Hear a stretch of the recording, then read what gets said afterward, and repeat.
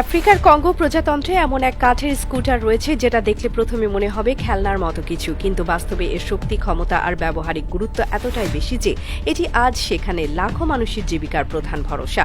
এই কাঠের বাহনটির নাম চুকুডু। কোনো ইঞ্জিন নেই, কোনো পেট্রোল বা ডিজেলের প্রয়োজন পড়ে না, তবুও দিনে 20 থেকে 30 কিলোমিটার পণ্য টেনে নিয়ে যেতে পারে একাই।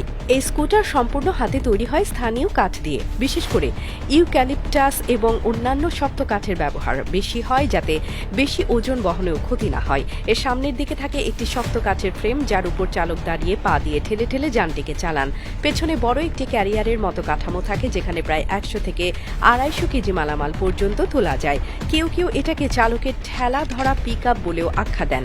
চুকুডু চালাতে জ্বালানি লাগে না, ট্রাফিক আইন মানতে হয় না, লাইসেন্স দরকার নেই।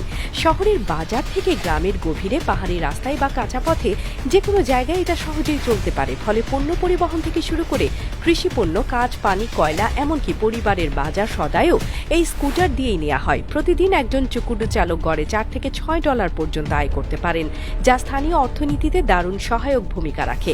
এই যানটি বানাতে সময় লাগে মাত্র 3 থেকে 4 দিন, খরচ পড়ে মাত্র 20 থেকে 30 মার্কিন ডলার, বাংলাদেশি মুদ্রায় প্রায় 2500 থেকে 3500 টাকা।